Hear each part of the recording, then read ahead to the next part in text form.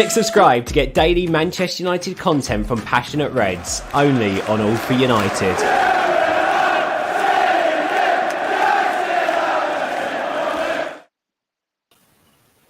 Hello everyone, welcome to All for United. Callum here to go through another Sunday night show. I wanted to get away from all the current transfer rumours and garbage that you're reading, constant crap from journalists that they clearly don't know anything. So I thought we'd have a bit of a reminiscent show tonight and speak about some past memories of when United were actually good and when we did things properly. So what we're going to do is we're just going to speak about our greatest ever signings and what the lads think, who they are. So get involved in the comments. Let us know who you think your best ever signing for Man United is. Maybe come up with someone that, not an obvious one. So don't say someone like Rooney. Try and come up with someone a bit different. But I'm going to start with Stu in a second because I have a funny feeling he's probably got about 10 different signings he wants to run through. Yeah. So, Stu, who's your greatest ever signing for Man United? Well, the best ever for me was Dennis Law. The best ever signing for me. Signed in 62 from Torino. Record fee at the time, 115k. Part of the Holy Trinity. Scored something like 237 goals. I think he's third, only behind Bobby and, of course, Rooney.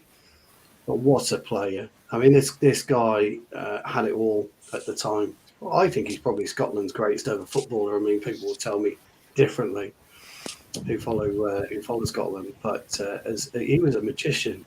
I mean, most people looked at that era and looked at Best, and Best was the one who would carry the ball, he would dribble the ball, etc. But Law could do it just as well, and he would assist as well. He would assist a little bit more than Best. Georgie was more of an individual style player. But his finishing was absolutely phenomenal. And most people forget that he went from City to Torino to United, and then he finished his career, as we all know, at City.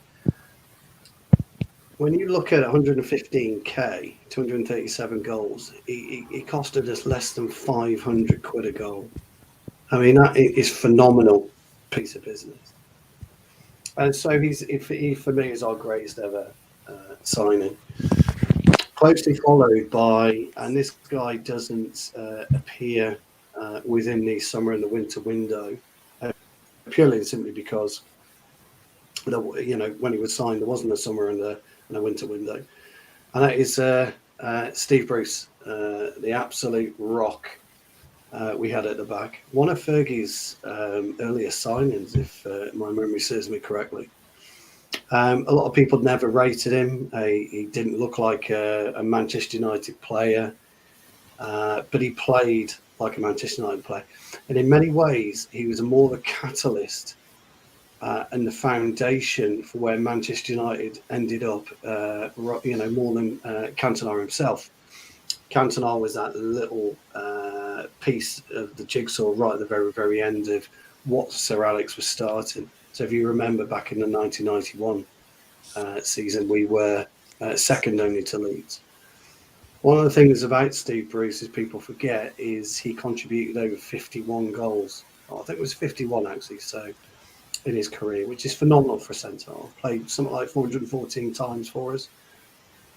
But I think in the 1990-91 season, if my memory serves me, he scored a record 19 goals for a centre-half. Yeah, I think it was that season, wasn't it? Yeah, admittedly, 11 of those were pens. But, it doesn't really matter. You've got to step they all up. count. They do indeed. You've got to stick the pen away. So for me, Bruce he epitomised really what a centre-half is all about. I mean, at that particular time, I was playing defensive midfielder. But when I moved back to centre-half, that's the type of centre-half I was. He was very, very strong. He wasn't really athletic, and he was deceptively quick over 10 would go beyond him, but he would hurt.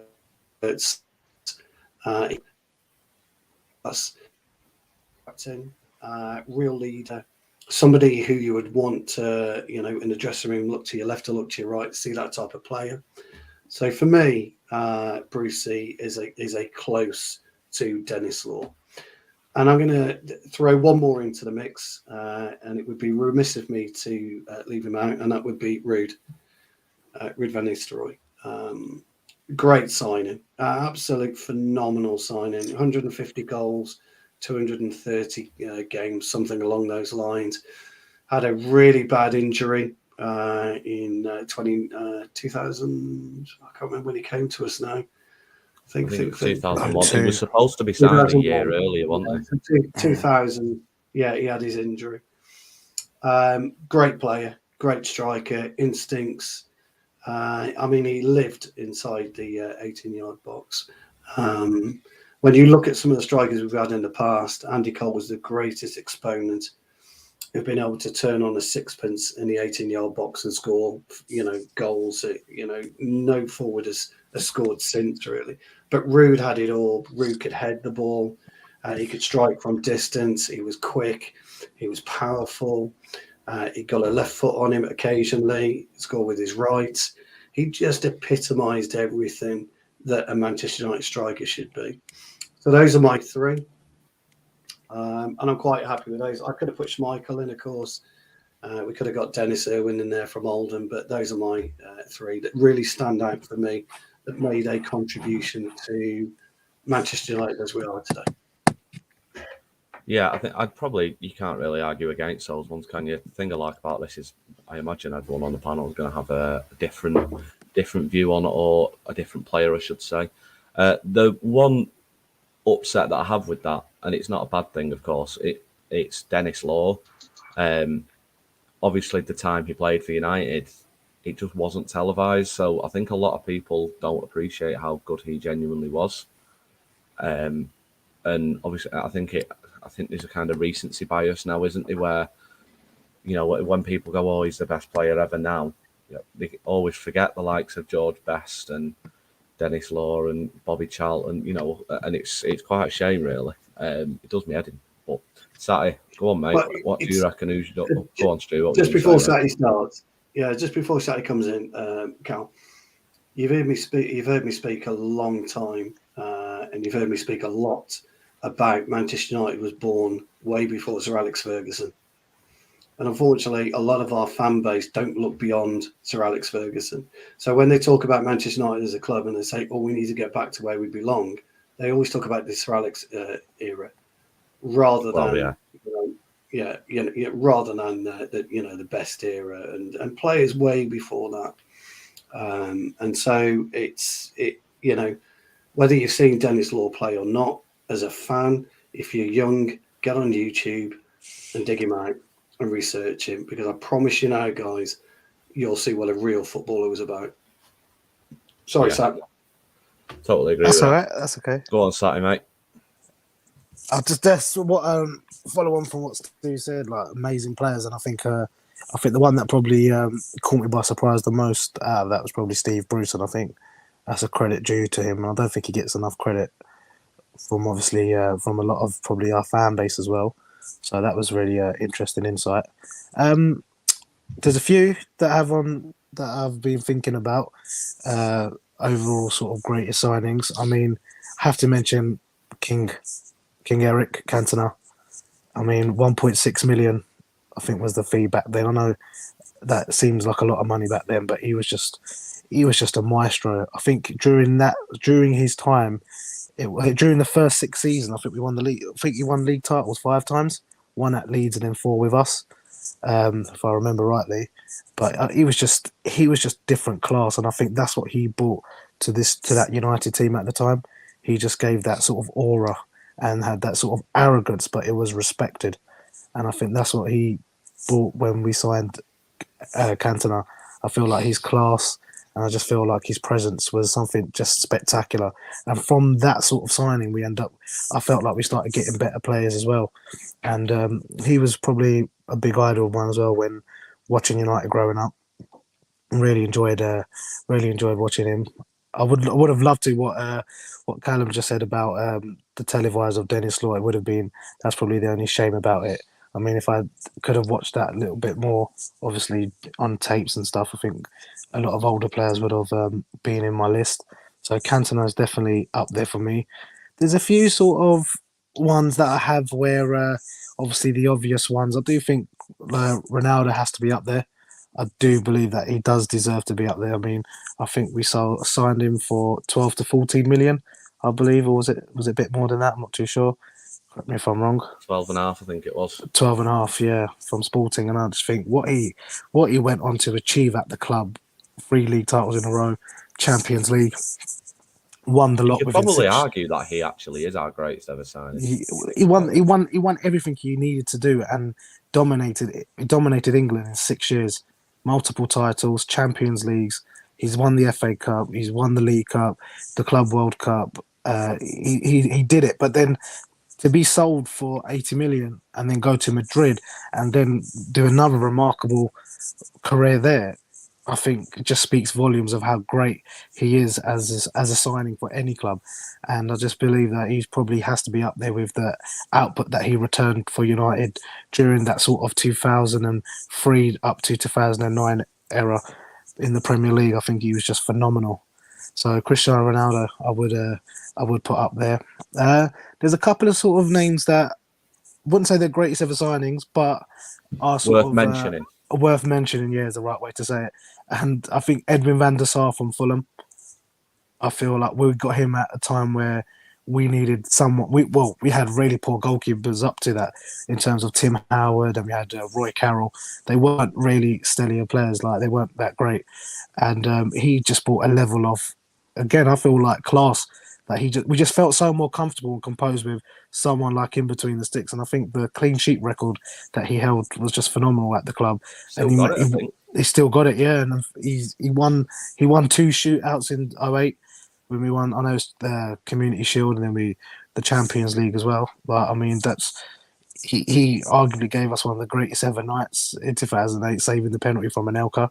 So I believe he wasn't expensive either. I believe it was I think it was in the region of about 6 to 7 million from Fulham, if I'm not mistaken. It was I can't remember. Yeah, I think it wasn't too high. So I feel he was one. And I know this probably might surprise a lot, but he's not a greatest ever signing, but worth mentioning was Chicharito. He was, I think it was 6 to 8 million, and the little Mexican come and he just set the Premier League alight. Anytime he put that red top on and played for United, he just gave his all. And you'd always also just said Van der Sar was 2.5 million. Thank you for that. Chicharito was just incredible. Anytime I watched him play live, and his work rate and his movement was so underrated. He used to start on the halfway line and then used to just be in and out. And he'd always come up with important goals. I remember, I think, was it against Chelsea? He scored he scored early on against Chelsea in his Community Shield debut. And he scored in Champions Leagues for us. And then he scored, when we turned it around at Villa, he scored the winning goal that helped us win the league. He scored an important one against Newcastle in 2013, helped us win the league. So I think he's worth a little mention as well, Chicharito. Not an obvious one, but I think he was a great signing. And then probably the only other one that I'd obviously put up there and mention, which is obviously a common one, would have to be Wayne Rooney for what he achieved at the club in terms of becoming United's all-time leading goal scorer, what he's won at the club, how long he was there for, what he achieved, and just overall what a player. And he probably didn't get even today, like I see so many videos over Twitter and different platforms of Rooney I think it was in the Euros, and he was playing against France, and people were like, wow. But that was him throughout his career at United. Whether he was asked to play on the wing, the midfield, play up front, come off the bench, he'd always give his all. I can't really think of many games where Rooney had a poor performance. I can't really think of many that on the top of my hand. Not which ones? You got any? Well, towards the end of his time at United, he just kept swinging balls at the corner flag, didn't he? He was quite annoying. Yeah. Towards the end, career, I thought. But he got away with quite a lot. But yeah, so they would be. I'm sure he was able to.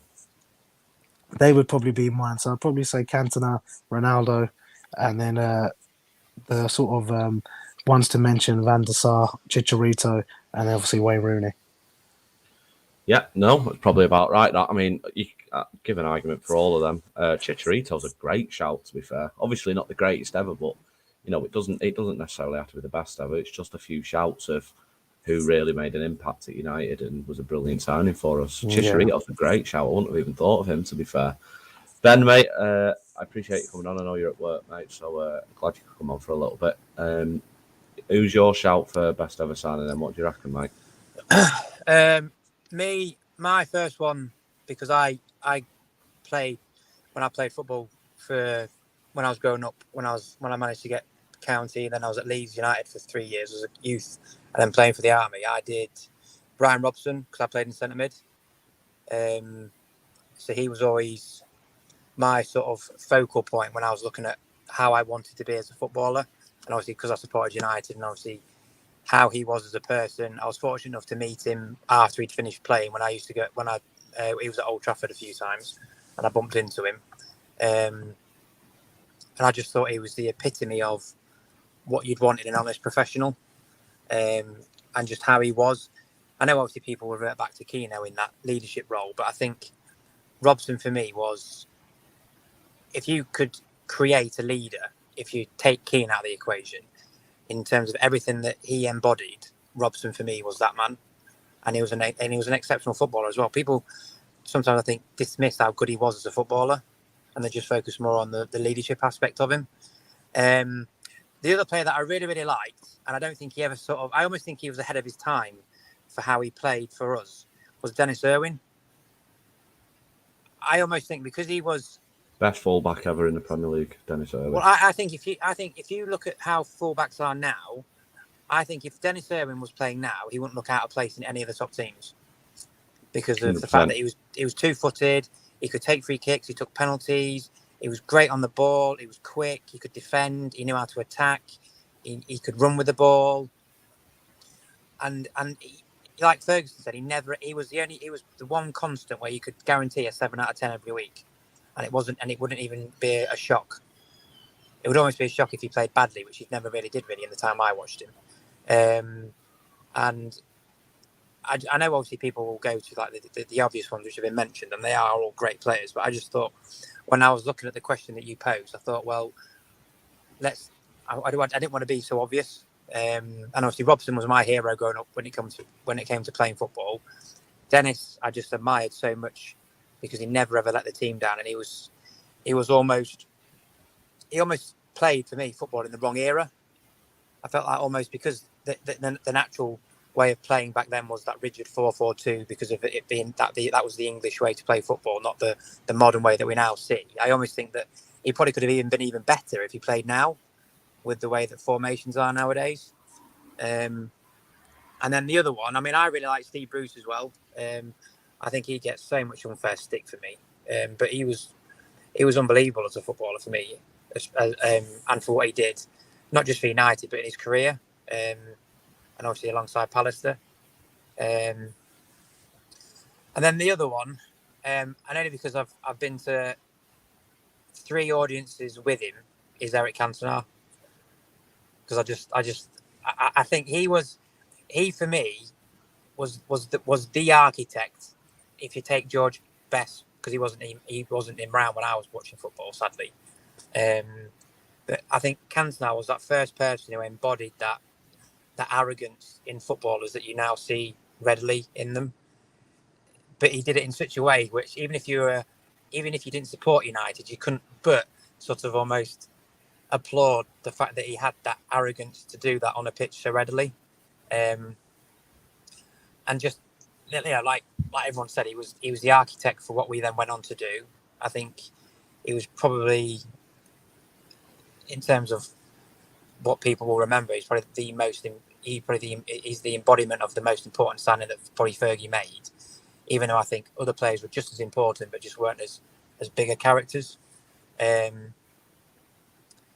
yeah, they're the 3 for me. I mean, Keane, it was a toss-up between Keane and Robson for me for midfield because of how they both were, and obviously they were around when I grew up watching football.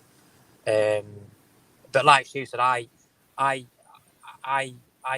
read so many stuff about Dennis Law, Sir Bobby Charlton, George Best, like Sir Bobby's speech about Duncan Edwards being he was the only player that he ever played with and against who he was in awe of,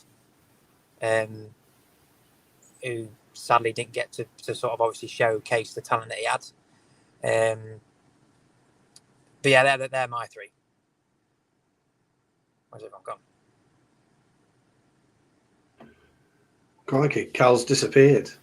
Oh, is he back? Apologies, I'm back. Sorry, carry on, mate.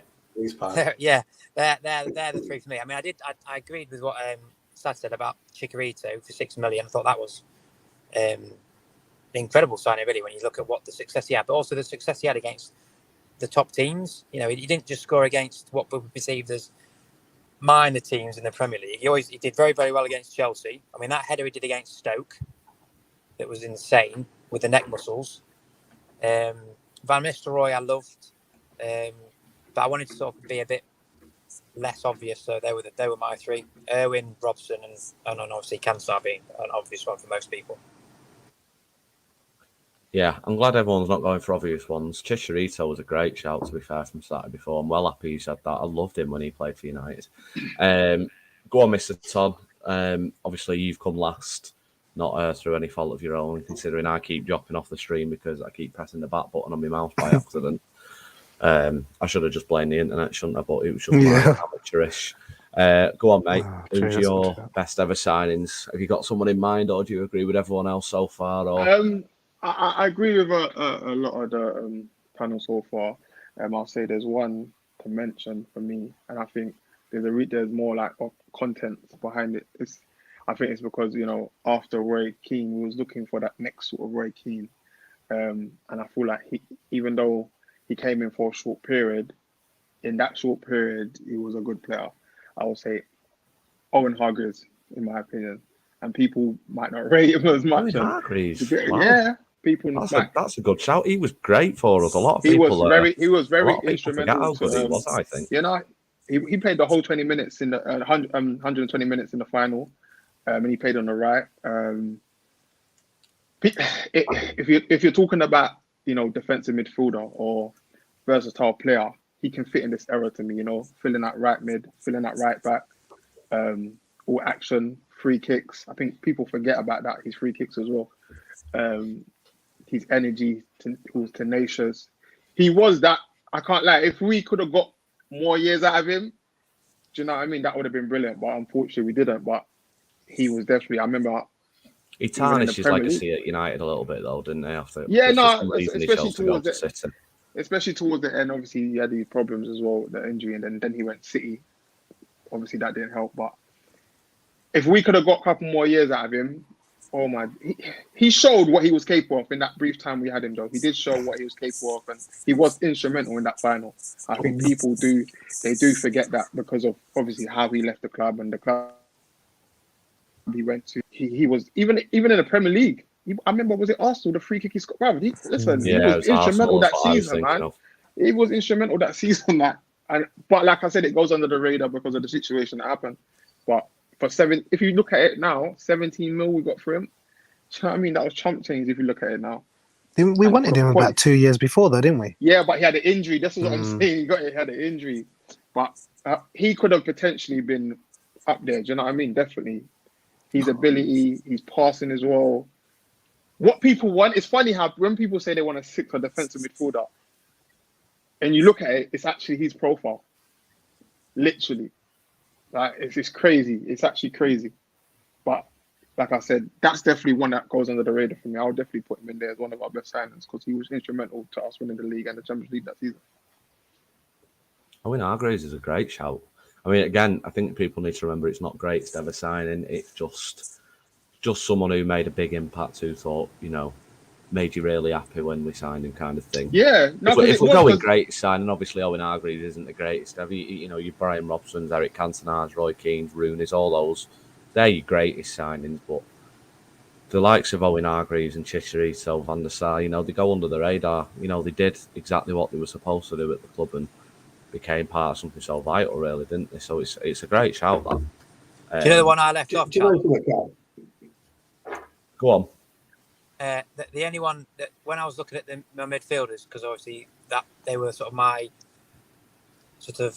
Carrick. in my viewpoint for was Carrick. Carrick Say was that the again. one Sorry, he cut out on my end. I don't know if you did for everyone else. Michael Carrick. Yeah, I've just seen that. Somebody just said that in the comments, actually. There you go. Andrew Talbot said Carrick has to be up there. He was. I don't think he was appreciated very much by some fans when he was at United, but he was actually a absolutely class midfielder for us. You know, you don't win what he won with us.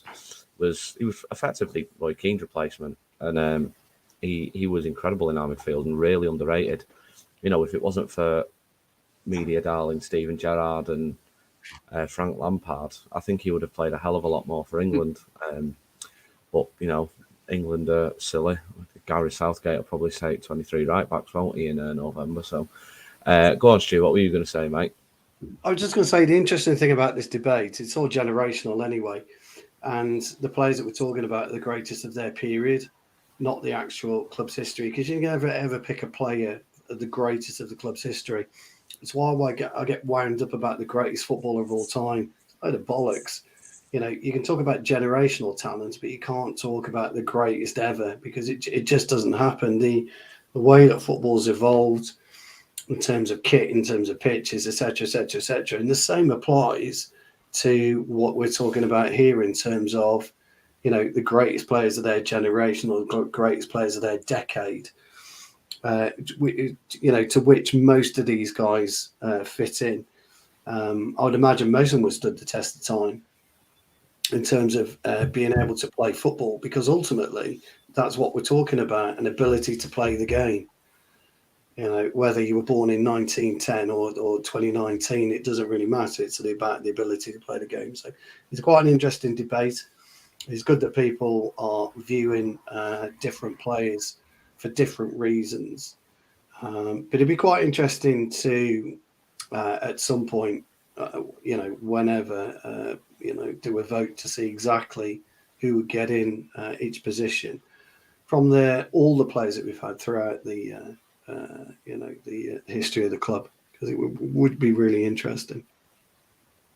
Yeah, I mean, to be fair, it's a debate that everyone has that nobody will be able to get the actual answer to because, Impossible. you know, we're not Doctor Who and we can't jump in the TARDIS and put them all in the same time zone, can you? But it is, you know, pre-Busby, Billy Meredith, that's a big shout as well. Andrew Talbot's gone with Nani. John Commode there, nice to see you on the chat there, mate. Jason Park and Valencia. You know what I mean?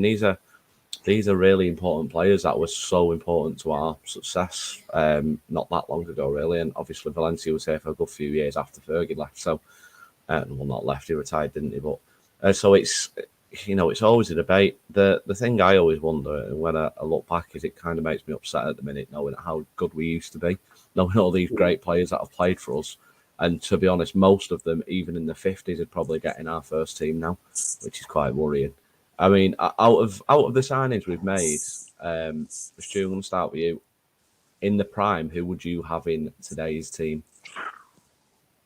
In the prime, at the signings we made, Dennis Law, all day long. I mean, you really have to look at his ability as an all-round footballer. He was tremendous. I mean, he could attack from deep. He could attack from wide. He could go through the middle. He had a wonderful vision of the game. He's one of those players that's, you know, could take the ball deep, run 60 yards and still score or lay off the perfect pass to Sir Bobby, which he's done on many occasions. You've got to appreciate a player for what they are and not for what you see. And a lot of the clips that you see from yesteryear, you just tend to see the very best of these footballers. You don't see all of it. When you look at clips of Georgie Best, as good as he was quite lazy in some games. Sir Bobby Charlton was sometimes bypassed in games, but Dennis was one of those that was always interactive and interacted superbly well with, you know, within the group.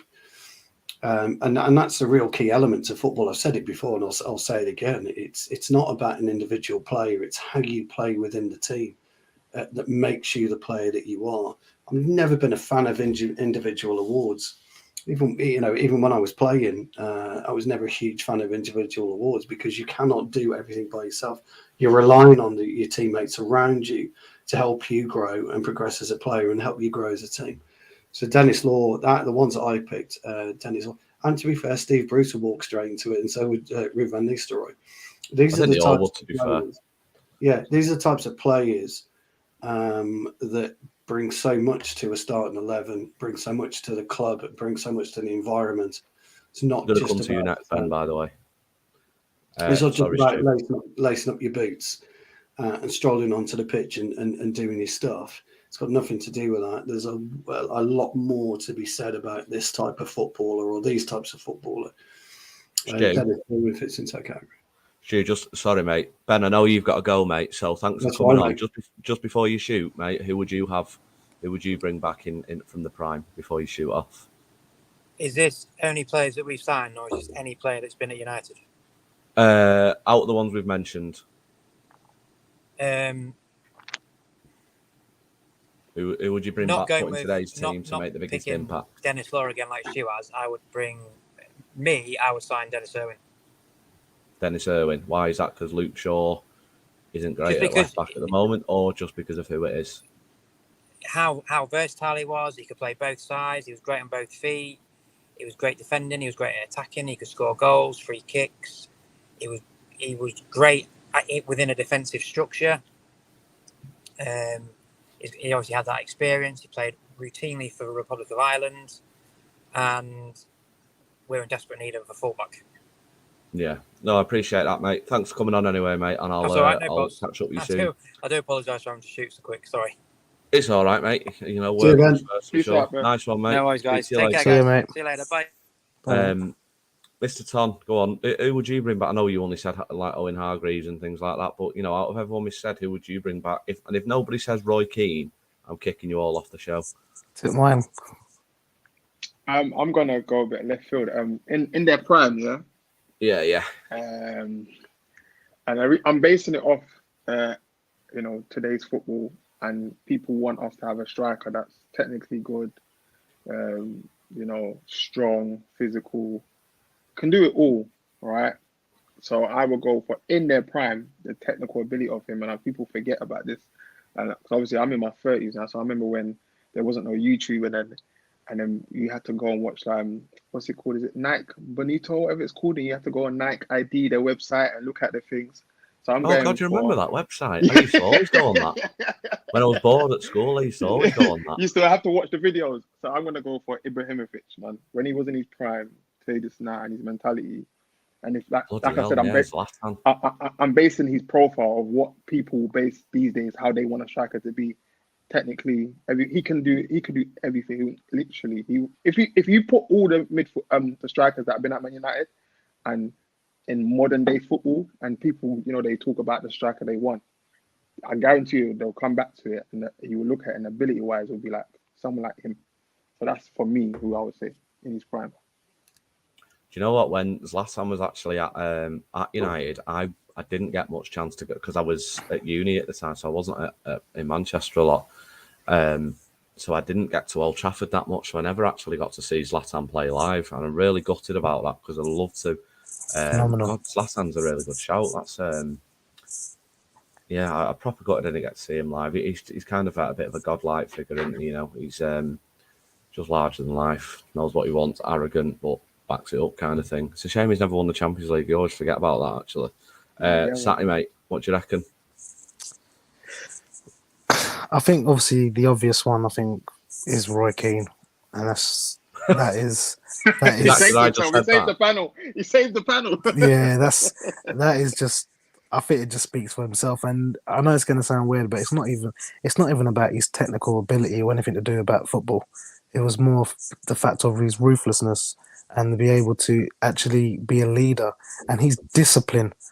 That's the biggest thing out of all of it is his discipline. He would demand that, and he would give it to the players that are not pulling their weight, and he will make sure that they are pulling their weight. And it's just he just carries this aura to sort of show this is the standard where you have to be. Like if you want to go cry about it later in the change room, I'm not going to come and give you a cuddle to make sure you're all right.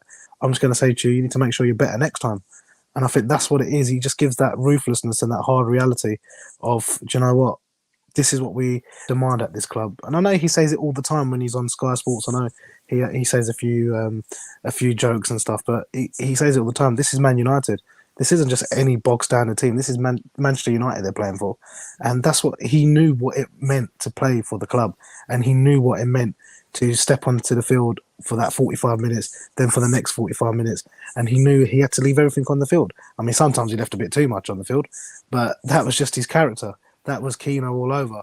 So he would be sort of my obvious sort of answer to bring back. But I think one other player that I probably would bring back as well from what we've discussed, and I think is in his prime right now is Michael Carrick. I think Carrick in his prime right now, slotting into that middle of the midfield, like I said, it just gets underappreciated at times, and he just did the things that not everybody saw, and I think that's what was phenomenal about him is that he would be in the right position, he would block the open balls and the open plays from the opposition, and in the pass that he could do was just phenomenal. I remember going to the FA Cup game against Chelsea, and Chicharito scored a header. And, was that where he just pinged it? He just pinged it, and everyone was looking. Everyone was looking and thinking to themselves, "What is he doing?" And next minute, he's just hit off Chicharito's head. It's gone in the top corner, and that I think that is arguably one of the greatest passes I've ever seen from a player. And I feel like he would just bring a bit of composure to the team and just let it and dictate the play, calm it down. So I think he's one of another signing that in his prime, I would actually bring back to this current team now, and I feel like he's someone, especially I think in Eric Ten Hag's system, I think he would actually thrive. I was just about to ask you that though. Where in the midfield do you play him then? I think he do just you play him sits in a pivot, free, or do you? Because he wasn't really your typical number 6 sitting, holding that kind of thing. He had it in his locker, but it wasn't just his game. Where would you play him? Would you sort of play him in the 8 because he wasn't really box to box either? So it's. I would say I would actually put him in the number 8 because I felt like the thing with Carrick was, I know a lot of people thought he could play that central defensive role, but he wasn't that. Like you said, he wasn't that. He was almost good at doing everything else as well. So he could do the CDM role. But then I remember his goal against QPR away when him and Giggs scored. He took the ball and he ran past 3-4 players and scored. So he did have that in his locker as well. So I feel like if there was to play like a 4-3-3, for instance, he would be able to play like on the left side, the right side of the 3, and could play in the middle of the 3. So I feel like he was someone that would bring a lot of composure. And what I loved about Carrick was he very rarely misplaced a pass. And that's what frustrates me the most when I watch United is how bad McTominay misplaces a 2-yard pass, or how Fred can. Same with Bruno, just launches it and sometimes hopes. With Carrick, it's actually a calculated risk rather than just hitting and hoping. Yeah, I think that the problem with, I know we mentioned it briefly before about the recency bias kind of thing. And we mentioned it last week, actually, Stu, didn't we? About, when we were speaking about Polina. Because these kind of players like, your Carricks, Polinas, the ones that don't score, don't really assist. But the thing that they do very well. Yeah. Ultimately, nowadays, there's so many stats-based stuff that people base it on that if they don't see 100 goals and 100 assists next to the name, they just don't even remember them or think about them or necessarily think they're very good. Carrick was kind of the epitome of that, wasn't he? He was an absolutely brilliant midfielder and did everything he was supposed to. I think he even said himself a few years ago it'd have been nice for him to get a few more goals, but with the other players we had in the team and the players around him, we didn't really need that, did we? No. That's what I mean. So it is annoying. I just want to bring up this comment though. I hope you lot are ready for my team Forest next season, lads. Good show anyway. Thanks for that, mate. See you next season. I'm actually really excited for Forest to come up next season. It's just good. Briefly going off the transfers, I think they're a massive club. Nottingham Forest are a bigger club than Manchester City, and I don't care what anybody says. Just because Saudi Arabia or Abu Dhabi or wherever it was bought them, just because they've bought them doesn't necessarily mean they're a big club now. They've just got a lot of money.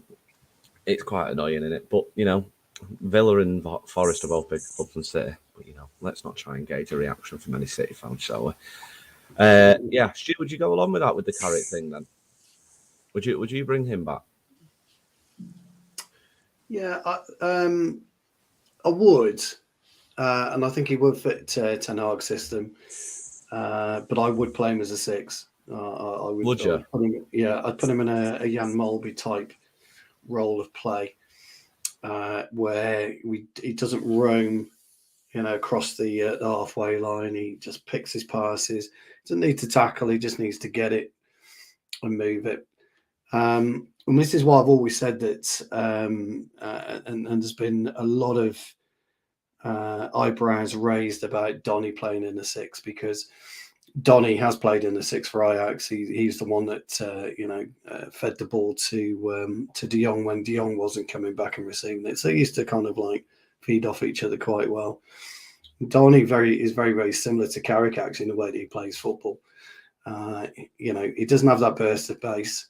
Carrick didn't have that burst of pace, but he's got a skill set that allows him to retain possession and use the ball better. We just haven't seen that. And, so whether we get to see it or not, it really depends. But Carrick would fit in quite nicely as a deep-lying player, not a holding player, but a deep-lying player. And it would give more confidence, actually, to likes of Maguire and Varane, because they'll have somebody that they know they can give the ball to, and it's going to hold.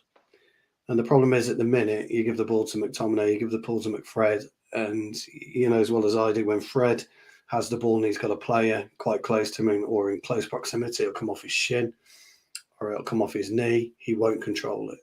Whereas Carrick, it didn't really matter. He was in and around him. He'll take the ball and he'll utilise it. So he would be an excellent deep line player in Ten Hag's system.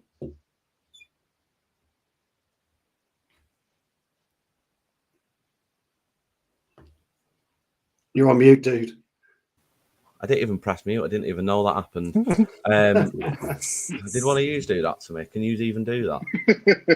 Anyway, yeah, thanks for all your comments anyway, guys. Keep them coming in. Keep letting us know if you agree or disagree with us. I suppose we best talk about it, though. Today's transfer market, it seems to be it seems to have opened now, I believe. I know the UK transfer market, I think, is open, and then it fully opens on the 1st of July, doesn't it? Obviously, Liverpool have got Núñez. United are still looking at De Jong. I think it was to you I said it Saturday. Would you go for De Jong and Sangare? Yeah, 100%. PSV. Would you go for both of them? Because I would. The thing is, I think we mentioned it just before we come on, is that that too sensible? Do you think? Though? Oh, of course it is. It's too plain and simple for our club to even think of them players. That's what the issue is that they won't. I'll be very shocked if they do get it right. That's the truth. But I would go for them 2 players because they would complement each other, and it would be a case of actually buying a CDM for the CDM role. And I feel like that's what we haven't done for the last 5-6 years. We haven't bought a central defensive midfielder who actually is a central defensive midfielder, not trying to put McTominay, trying to put Fred there. But the thing is, as we touched on before we came on live, is that if you're going to sign Frankie de Jong, you're going to need to also sign a player like Sangare or even Ruben Neves, something like that, to complement and let him do his style and let him play. Because if you do, Ruben Neves could happen. I think so. Yeah, Pauline, you go into Wolves. Yep. I really think Ruben Neves could happen. And I believe he did say that he wanted to stay in the Premier League, and he would prefer to stay in the sort of Midlands to North area. So it's better than London, isn't it? So it's not too bad, London. Manchester. Rather come to Manchester than London. But no, I do believe that if we do wrap up the deal for De Jong, it shouldn't just end there. We need at least another one midfielder, and it should either be Sangare or Ruben Neves. I think Neves would be a little bit more expensive, wouldn't it? But I think it could be. I think it'd definitely solve a big issue for us. Ultimately, though, like we've said, it's a little bit too sensible that. Yeah. Obviously, Pogba's gone. Matt has gone. Matic has gone. Lingard has gone. We've effectively lost 3-4 midfielders there, haven't we? We really could do with signing. I think James Garner comes back. I've said it multiple times. I think he comes back, and I think we sign one midfielder. I don't think the Glazers will allow it at all for multiple. But going on that, if Sangare and De Jong were to come in, Mr. Ton, do you reckon that's a replacement for Fred and McTominay? Yes and no, but with the Sangari thing, I always try to source information and try to find out things, and I don't think really we're even interested in that sort of profile of DM from what I can see. And even if you look at it and the players that were linked to Angolo, and there was another boy I saw apparently we were watching yesterday, I forgot his name now. They're all, even Neves, I forgot. They're all like, more double pivot players, if you want to describe them, more than like where Sangari's better. He'd be better as a lone six. And I did try to warn people, if we get Ten Hag, don't be surprised if he doesn't go for your normal, typical sort of DM. But I'm not Neves' biggest fan, but then I had to go check some stats this morning. I was even shocked, and because my mate told me, is Rodri physical and all that? And I was like, but he just got good positional sense, right? That's Neves. And I was like, And then I looked at his numbers. Good point, to be fair. Yeah, that someone said it to me, and I was just like, very good point. Then I looked at Neves' numbers, and he's, as a midfielder, defensive midfielder in the Premier League, they're all top right now. He's first in successful long passes, passes into the final third, he's second. Through balls, he's third. Possession is this one at in Wolves, mate, or is it? Sorry, mate. Is this at Wolves or is this in the Premier League for that position? This is in the Premier League at Wolves as a midfielder in that position. Possession one in the middle third, he's third, and tackles. This is in the whole Premier League, by the way, midfielders. And tackles one in the middle of the park as well, he's fourth. And I was quite shocked. I'm not even gonna lie to you. I was like, what? And then, I mean, I think Neves would be a really good fit for United, and I think he probably could play it as a double pivot kind of player. I think he'd really complement if De Jong did come in. But effectively, if we're looking at De Jong and Neves, I think that's at least 120 million there. I think that's a sizable chunk of the budget that the Glazers are willing to get rid of, especially when we're looking. I think some of the fees that's been speculated a little bit. I feel like he's about a 40 mil player, man. Honestly, from Wolves, and I feel like they're gonna try to do a thing where they get 20 more up front and then installments. Don't be surprised you see something about a package deal. Put it that way. I think they won. I think it was rumored about 70 million, wasn't they? They wanted. That's rubbish. I don't listen think to that. Don't listen to it. I know, and that's what I thought. And I thought to myself, you sold Jota for 35, wasn't it? Something like that. That's what I was going to say. It's going to be around about 40 mil. It's going to be around about 40 mil. How you can buy Jota from Wolves for 35, 40 million, but then expect to get for Ruben Neves is just ridiculous, really. It's going to be around United premium, isn't it? Well, yeah, because we had a bloody CEO who said we can do things in the transfer market that nobody else can. Fancy saying that live on TV, so all the clubs can go, oh, actually, can you? All right, we'll try to get more money out here. Bloody ridiculous. Stu, do you reckon, or should we go for a different midfielder or a different position altogether? Look, I'm on record as saying Frankie de Jong doesn't float my boat. I just don't, I don't get the hype. I had the hype with Varane, and I warned right at the beginning of the season that Varane would not come in and do what he supposedly did at Real Madrid. It's quite annoying how right you ended up being about that. I know, but and I'm not saying I'll be the same with De Jong, but everybody's going De Jong crazy. They're just going De Jong nuts as if he's going to come in and he's going to change the way that we play and he's going to be the missing link. Well, we get 10 games at the beginning of the season out of him that have absolute quality. And then what happens is Premier League footballers get a little bit wiser and start to play him at his own game. And this is what Bruno's had. We've had the same with on number 11. We've had the same with a variety of different types of footballers. They know what these types of players are going to do and they react to it. I've done it myself. You get absolutely creamed in one match and the next match you don't get creamed because you know what you're doing. This is what happens with football. And as good as a player De Jong is he going to suit the Premier League? Now, all I've heard is, well, he can play football, so we'll come in, he can do this, this, and this, and this, and this. Well, everybody said that about Varane. You know, everybody thought Telles would be the perfect left back for us. You know, look at Sancho. Everybody thought Sancho would come straight in. Now, Sancho, to be fair, started playing it safe at the very beginning of the season and still didn't let himself off the leash, let alone, you know, the manager allowing him to play. And you're going to get a similar reaction with De Jong. And I'll get absolutely slated for it because, you know, I got absolutely mullered for what I said about Varane. And, you know, yeah, I was proven to be a bit right. Now, Varane may well come in and be a completely different proposition next year. I don't see De Jong coming in without really good additions in and around him.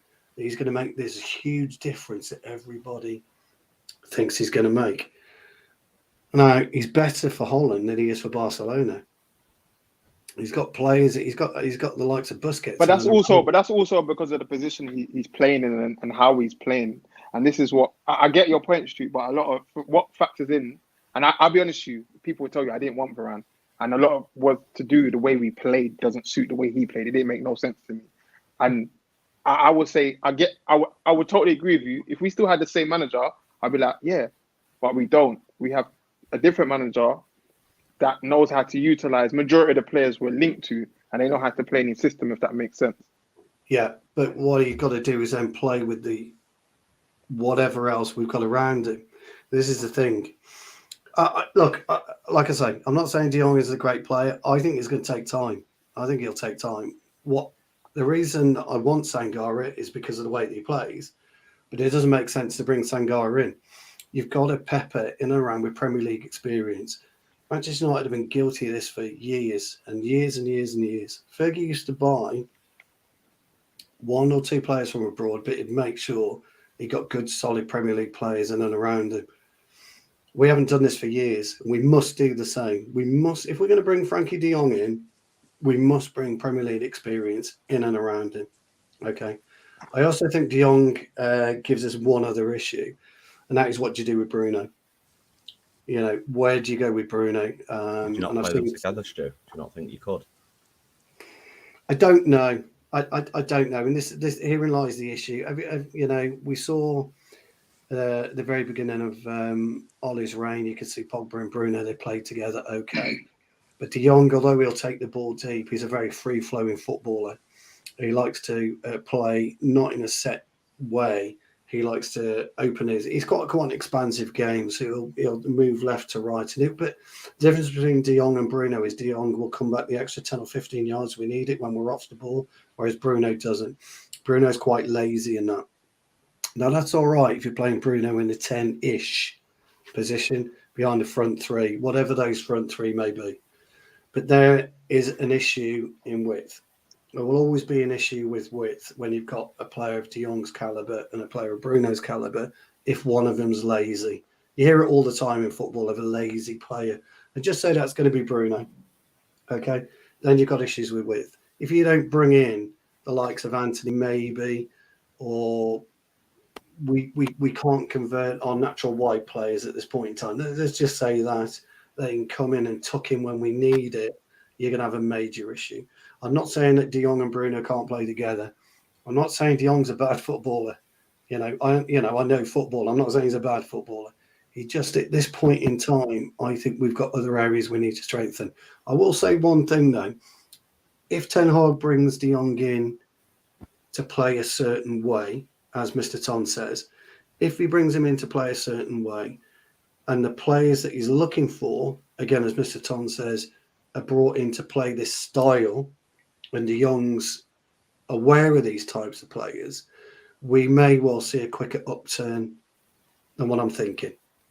Stu, you see what you mentioned about width, right? Yeah. So I asked Anthony what he does, right? And for a Brazilian, it's very, very rare. I didn't want to bring him on. He's very disciplined, right? And he keeps the width in that team. If you notice, he actually keeps that width. He doesn't do all drift, and he keeps that width. So I didn't want to bring him on. But that's why I mentioned. I know we're linked with him. Yeah, I didn't want to bring him on. That's why I mentioned before. The manager, it's different now because we have a manager that is, very Dutch is the way. So he's very strict in discipline the way that the players are on the pitch. Do you know what I mean? Keep that width. Don't. I mean, you may well see him surprise us all and put Donny in the in the deeper role. You know, he's done it before. He could do it again. I didn't want to bring Anthony up because I know we're linked with him and stuff, but Yeah. That's what I was getting at. I was getting at discipline. You know, if you look at where we are at this point in time, our wide players' discipline is abysmal from, you know, crikey, they play their final third, don't they? They don't bother in the middle third. Let's be honest. You know, they just don't, do they? And this is why we've always had issues with our fullbacks. This is why people love Dallo for his attacking. I think if I'll tell you something for nothing, Mr. Top. If Anthony comes in, he would so much be a better protective shield for Wan-Bissaka than what we've currently got. And he would bring the best out of Wan-Bissaka because Wan-Bissaka would have that confidence because Anthony could not almost drop in for him, but he would cover him. And I've seen him do that on more than one occasion for Ajax. He's very, very good at that. So for me, that's my reservation. I'm not saying I'm right. It's just a reservation that I've got. But he's a great player. I'm not saying he isn't. I just think that not quite float my boat just yet. But hey, look, I'd rather be proven wrong because that means we're doing well. Yeah, I think the main thing to remember is every single time we say an opinion, and it's probably more on the negative side about a player, we always want to be wrong about it. Effectively, we never take any happiness like some other people like on Twitter. We never take pride that we were right about players because unless it's a positive thing, obviously, like when I said about Jadon Sancho to Stu on a video the other year. But if they're not doing well and we call them out for it, we want them to then prove us wrong and say, look, I'm better now. Out of interest, though, Stu, is your reservation a little bit more to do with the fact that you don't trust the players at the moment, the way the club is at the moment? Do you think that's where your reservation comes from more so than De Jong itself? Yeah, absolutely. I think De Jong's a great player. I really do. And Mr. Ton's right. He's playing out of position at Barcelona. We all know that. And he's not making Barcelona haven't made the best out of him, and he hasn't a great season at all. I can see his willingness to stay there. In the hope that he plays his more natural role and he can progress with it. Barcelona, I get all of that. Barcelona obviously need money, but unless you bring Premier League quality players in, and as Mr. Ton has rightly pointed out, his type of players in and around him, Frankie De Jong is not an artiste or anything of that nature, which I saw. I saw it on Twitter. I had to giggle. He's a great player. But great players need great players around them. They need quality footballers around him. And I think, Mr. Ton would agree with me that he needs that. I think if we were to pop him into our side now, forget bringing him in. Never going to work. With the current side, you have to bring in more like-minded players, and they all have to be. That's why I said about the manager. If it was before and a different, but one thing that I do like personally, the players that we're linked with, they fit the profile for the manager, if that makes sense. Yeah, and I would agree with that. Your team's got to be built in the image of the manager, and that's very important, if that makes sense. That's very important. Based on that, my reservation is, as you quite rightly say, Carl, that's why I wouldn't go for De Jong straight away. I'd be making moves to try and see if I could secure him, but I would have to make sure I could get the players in first. It's going to help him improve. Before him, you think there's other players that are needed to make sure he shines the best that he can? 100%. Well, I'm going to finish on one more thing because I just want to ask the panel one more question. So thanks for getting involved, everyone in the comments.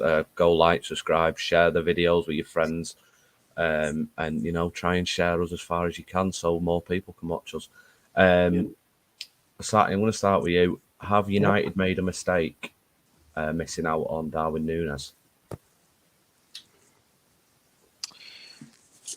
I think I've seen a lot of different sort of reports on it, and a lot of people coming out with some of it nonsense, some of it somewhat true, and the biggest mistake I think what they have done, if it is true that was one of Erik ten Hag's priority signings, and that was one of his first options, then we've done the exact same thing what we've done over the years. is missed out on the first option and gone for the backups and the plan Bs, Cs, and Ds. So To be fair with this one, though, I mean, we said briefly before, didn't we? But unfortunately, we do have to admit it. But at this moment in time, Liverpool are a more attractive option to go to.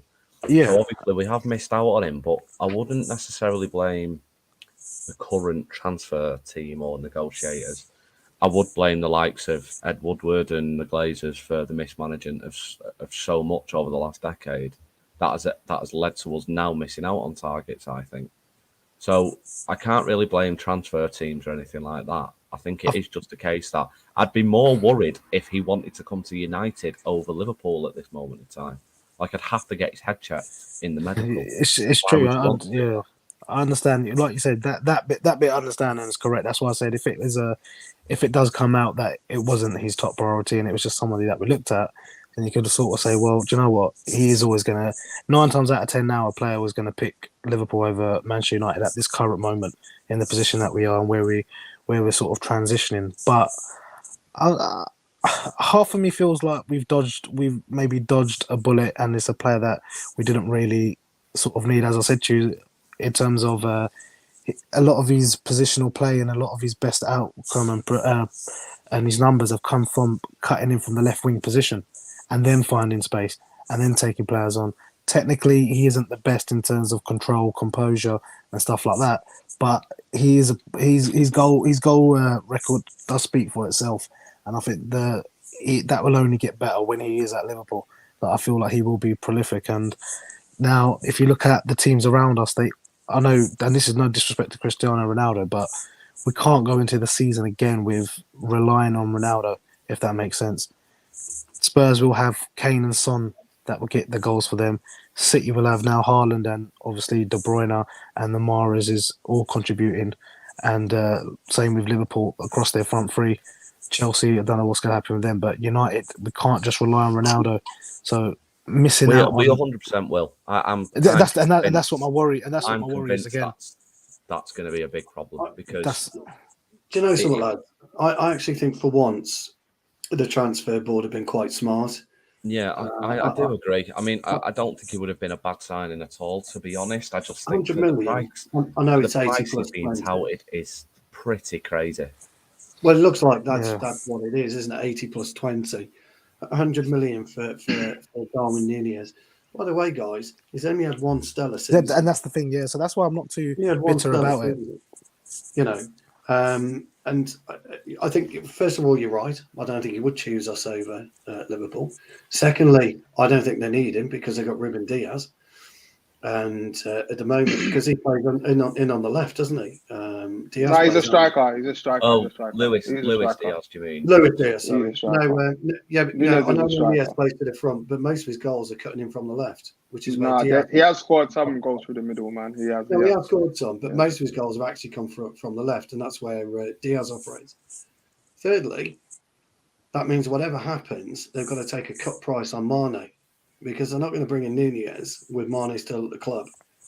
So, for me, 100 million quid, he ain't worth it. He's had one stellar season.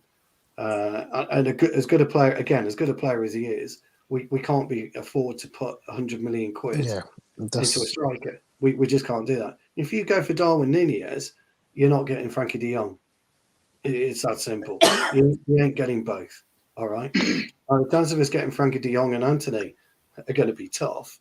But I think we've got more chance of that because it almost combines, depending what we deal with strike for Barcelona, the Nunez cost. Where we got to be really, really frugal is who we bring in up front. Or do we bring anything up front and do we rely on what we've got? You know, does he revert to put in Rashford through the middle again? I'm spitballing here. Does he bring Martial back in? I'm spitballing here. I don't think it'll play into his hands. So right now, striker, I think we need a striker. There's absolutely no two ways about it. But 100 million quid, let him go to the Scousers. You know, Haaland's gone to City. It's going to happen. It's got to happen. And unfortunately, we're shopping perhaps in bargain basement for a finisher, whoever that finisher will be. I don't think we'll get Nkunku, but he's more of a right-sided player anyway, isn't he? So I don't think we'll get Nkunku. I didn't It rate looks like he's Scamacca. going to be staying. Yeah, I didn't think Scamacca pulled a Benny Trees against a poor England side. Well, yeah, exactly. The only striker for me would have been Vlahovic, but obviously he went to Juventus, and we haven't got a hope in hell getting him. Maybe Andre De Silva from Frankfurt would be a good option, but you're talking big money for these guys, so it'll be interesting to see. There's not Can I many make a strikers quick point on this Nunes subject here? Because I feel like in the fan base, I don't agree with the money he went for. That's ridiculous. I'm not going to lie to you. It's actually ridiculous. But the fan base throughout the season have moaned about Rashford's, body language, mentality, drive, Ronaldo, pressing. This guy plays at a very high intensity level, very high intense player. If people actually watched him and scouted for a season, Liverpool only scout a certain type of profile of player, right? And like their assistant said, they don't press, they chase, they hunt in packs, right? So if they got a player like that, trust me, Liverpool don't scout and just say, oh yes, let's go get a player. If anybody knows about Liverpool's scouting system, it's very, very, very in depth, and especially data focused, right? So if they've got a player like this, there's a reason. Make sure they have asthma. yeah. There's a reason, and that's why I get what people say, but trust me, he's not a left forward. He's a striker. He's actually a striker. Yes, he might run down the channel sometimes. A lot of strikers have done that. Cavani's done that. I've seen Haaland run down channels. A lot of players in modern football, they do that sometimes. They run down the channels.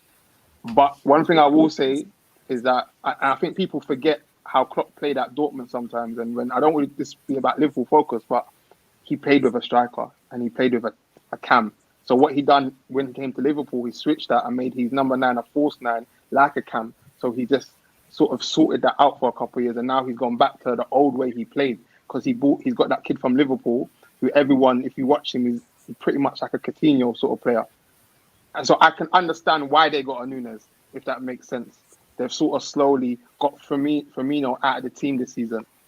It makes sense to me, but the money is ridiculous. I'll be honest with you. The only reason they paid that, and that's to be honest, is because other clubs were sniffing, and we was one of those clubs. What we wanted to do, though, as a club, is sort out our midfield first. We made sure, and that's where, you know what, I give them props for, because we as fans have been moaning about midfielders for how long now? And now they're prioritizing the midfield. Not just one, they are trying to get 2 midfielders. They're prioritizing the midfield first, and then they will go for the attack or whatever, but that's their priority. And if it's the case, the scenario, we've got Rashford that can play up front, and we keep Martial. I know everybody don't like him. And we've got Ronaldo and Bruno as well, because people forget the 18-19 season. That's when Ten Hag played with Tadic as a false 9, and Bruno's got a beautiful strike as a football scoring the goals. There's multiple players that can fill in at that role for at least one season while we scout a proper striker. And absolutely. I feel like for me, right wing, we don't have a natural right winger. We just don't. Everyone's left-sided. Martial, Rashford, even if you look at it, Ronaldo, Alanga even said it the other day, he's better on the left. Sancho, we're left-sided heavy. Who's on the right? That's for me. I feel like we'll sort out that area first. Midfield, right winger, someone in the defence, or if we're lucky, one. If we get some outgoings, one more, maybe. That's to me the more priority. We've got so many people that can be an outlet up front. There's too many players in the team. I feel like we can wait a season, in my opinion, with that. So it's not a big loss. It might come back to haunt us, but you never know. No, I don't think it will. I think you're right. That was kind of what I was getting at. I think you're right. I think that would be last on our list. We need one, but I think it's last on our list. See what money's available. It's just hoping that the other players around I'd probably agree with that, to be fair. Well, yeah. I mean, I'd agree with everything Mr. Tom said there, to be honest. 100 million quid. It's something that's been something that's been a problem for a long time. Tell you what, I hate them. Fucking laughing their head off, won't they? Do you know what? Usually it's United that gets off that. Do you know why they've done that? Because they're actually, I don't know if people know, the guy that's stepping down at Liverpool, and then the other guy that's coming trying to put his mark down by going full guns, go and get this player. That's actually what's happened. I don't know if people know about Liverpool like that. Yeah. I thought it was they finally got paid for Coutinho's money. We'll still say that, won't we? Anyway, guys, we're gonna wrap up anyway. So thanks for coming on, guys. Appreciate that. nice little chat tonight. That's good. Everyone in the comments as well, thanks for getting involved. Go and like the video if you can. Go share the video. Go tell your friends about it. So we have 1 million views by midday tomorrow. Yes. Yeah, but thanks everyone for watching. I hope you liked it. Like, subscribe, and cheers, lads. Appreciate you coming on. Thank you. See you later. Yeah. Peace. Peace.